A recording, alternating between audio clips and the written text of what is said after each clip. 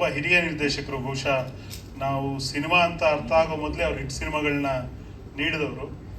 ತಮಿಳಲ್ಲಿ ವಿಜಯಕಾಂತ್ ಆಗಿರ್ಬೋದು, ಶರತ್ ಕುಮಾರ್ ಅವ್ರ ಜೊತೆ ಬಹಳಷ್ಟು ಸಿನಿಮಾಗಳು ಮಾಡಿದರು. ದೊಡ್ಡ ದೊಡ್ಡ ಸ್ಟಾರ್ಗಳನ್ನ ಪ್ರಭುದೇವ ಅವರು, ಪೂಜಾ ಭಟ್, ದೇವಯಾನಿ ಹಾಗೆ ಇಂಟ್ರೊಡ್ಯೂಸ್ ಮಾಡಿದವರು. ಅವ್ರ ಜೊತೆ ವರ್ಕ್ ಮಾಡುವಾಗ ನಮ್ಗೊಂದಿರುತ್ತೆ, ನಮಗೂ ಏನಾದರೂ ಕಲಿಯೋಕ್ಕೆ ಸಿಗತ್ತೆ ಇಲ್ಲಿ ಹೊಸದಾಗಿ ಅಂತ. ಅವರ ಎಕ್ಸ್ಪೀರಿಯನ್ಸನ್ನು ನಾವು ಗ್ರ್ಯಾಪ್ ಮಾಡ್ಬೋದು ಅನ್ನೋದಿರುತ್ತೆ. ನನಗೆ ತುಂಬ ವಿಶೇಷ ಅನಿಸಿದ್ದು ತುಂಬ ಡೀಟೇಲಿಂಗ್ ವರ್ಕ್ ಮಾಡ್ತಾರೆ. ಅಂದರೆ ಈಗ ನಾನು 6 ಸಾಂಗ್ಗಳು ಬರೆದಾಗ ಪ್ರತಿ ಪದವನ್ನು ಒಂದ್ಸರಿ ಅವರು ತಮಿಳಲ್ಲಿ ಬರ್ಕೊಂಡು ಅದರ ಅರ್ಥ ಕೇಳಿ, ಮತ್ತು ನಮ್ಮ ಪ್ರಸನ್ನ ಅಂತ ಅವ್ರದ್ದೊಬ್ರು ಅಸಿಸ್ಟೆಂಟ್ ಇದ್ದಾರೆ, ಅವ್ರ ಜೊತೆ ಅವ್ರ ಹತ್ರ ತಮಿಳ್ ಅರ್ಥ ಕೇಳಿ, ನನ್ನ ಹತ್ರ ಕನ್ನಡ ಅರ್ಥ ಕೇಳಿ, ಸೊ ಎರಡೂ ಅರ್ಥಗಳನ್ನ ಸಮೀಕರಿಸಿ ನೋಡಿ ಒಂದೊಂದು ಲೈನನ್ನು ಓಕೆ ಮಾಡ್ತಾ ಇದ್ರು ಅವರು. ಅದು ತುಂಬ ಆ ಒಂದು ಸೂಕ್ಷ್ಮತೆ ಸಿನಿಮಾದ ಎಲ್ಲ ವಿಷಯಗಳಲ್ಲೂ ನಾನು ಅವರಲ್ಲಿ ನೋಡಿದೆ. ತುಂಬ ಖುಷಿ ಆಯಿತು. Thank you Pavithran sir.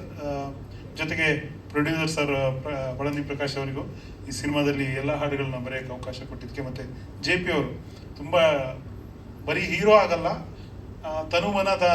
ತನು ಮನ ಅನ್ಬೋದು, ಎಲ್ಲ ಥರದಲ್ಲೂ ಕೆಲಸ ಮಾಡಿದ್ದಾರೆ. ಅಂದರೆ ಈ ಸಿನಿಮಾ ಚೆನ್ನಾಗಾಗಬೇಕು ಅಂತ ಹಗಲಿರುಳು ಅವರೂ ಶ್ರಮಿಸಿದ್ದಾರೆ. ಹಾಗಾಗಿ ಅವರಿಗೂ ಧನ್ಯವಾದ ಹೇಳಬೇಕು. ಮುಖ್ಯವಾಗಿ ಈ ಸಿನಿಮಾದಲ್ಲಿ ಇರೋ ಅಂಶ ಅಂದರೆ ಇದೊಂದು ಜಾತಿ ವ್ಯವಸ್ಥೆಯ ಅಸಮಾನತೆಯ ಜಾತಿ ವ್ಯವಸ್ಥೆ, ಅದು ಹಳ್ಳಿಗಳ, ಇದು ಒಂದು ಬಹುಶಃ ಶಿವಮೊಗ್ಗ ಶಿಕಾರಿಪುರ ತಾಲೂಕಿನ ಕ್ಯಾಸನ್ಕೆರೆ ಅನ್ನೋ ಹಳ್ಳಿಯನ್ನು ಬೇಸಾಗಿಟ್ಕೊಂಡು ಅದ್ರ ಸುತ್ತಮುತ್ತ ಕತೆ ಮಾಡಿದ್ದಾರೆ. ಅಲ್ಲಿ ದೌರ್ಜನ್ಯ ಹೇಗಿರುತ್ತೆ, ಒಬ್ಬ ಕೆಳವರ್ಗದವನು ಒಂದು ಕಾಲೇಜ್ಗೆ ಹೋದಾಗ ಅವನೇನೋ ಒಂದು ಮಹತ್ವಾಕಾಂಕ್ಷೆ ಇಟ್ಕೊಂಡು ಸಾಧಿಸ್ಲಿಕ್ಕೆ ಹೋದಾಗ ಏನೇನು ಅಡ್ಡಿಗಳಾಗುತ್ತೆ, ಪ್ರೀತಿ ಪ್ರೇಮದಲ್ಲಿ ಜಾತಿ ಬಂದಾಗ ಏನಾಗುತ್ತೆ, ಮನುಷ್ಯ ಮತ್ತು ಪ್ರಾಣಿಯ ಸಂಬಂಧ, ಪ್ರೇಮ, ಅದನ್ನೆಲ್ಲವನ್ನು ಇಟ್ಕೊಂಡು ಈ ಕಥೆಯನ್ನು ಹೆಣೆಯಲಾಗಿದೆ. ಭಾಳ ಹೃದಯಸ್ಪರ್ಶಿ ಸನ್ನಿವೇಶಗಳಿವೆ. ತುಂಬ ಕಡೆ ಖಂಡಿತವಾಗಿ ಎಂಥ ಕಲ್ಲು ಹೃದಯದವರ ಆದರೂ ಕೂಡ ಕಣ್ಣೀರು ಬಂದೇ ಬರುತ್ತೆ ಅನ್ನೋದು ನನ್ನ ಗ್ಯಾರಂಟಿ. ಅದು ಜೊತೆಗೆ ಹಾಡುಗಳಲ್ಲೂ ಅಷ್ಟೇ ನಾವು ಹೆಚ್ಚಾಗಿ ಟ್ರೈ ಮಾಡಿರೋದು ಅದೇ ಆ ಜಾತೀಯತೆ ವಿಚಾರಗಳು ಬರುತ್ತೆ.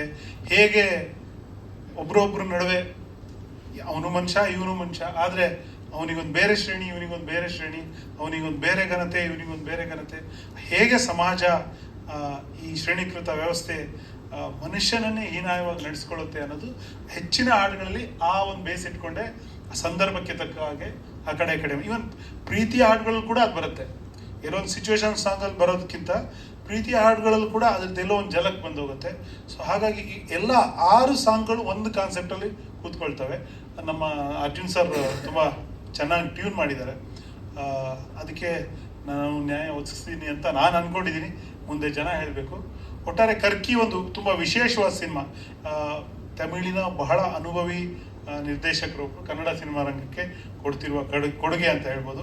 ಈ ಸಿನಿಮಾ ಯಶಸ್ವಿ ಆಗಲಿ, ಈ ಸಿನಿಮಾ ಕನ್ನಡ ಜನತೆಯ ಮನ ಗೆಲ್ಲಿ ಅಂತ ನಾನು ಹೃದಯಪೂರ್ವಕವಾಗಿ ಹಾರೈಸ್ತೀನಿ.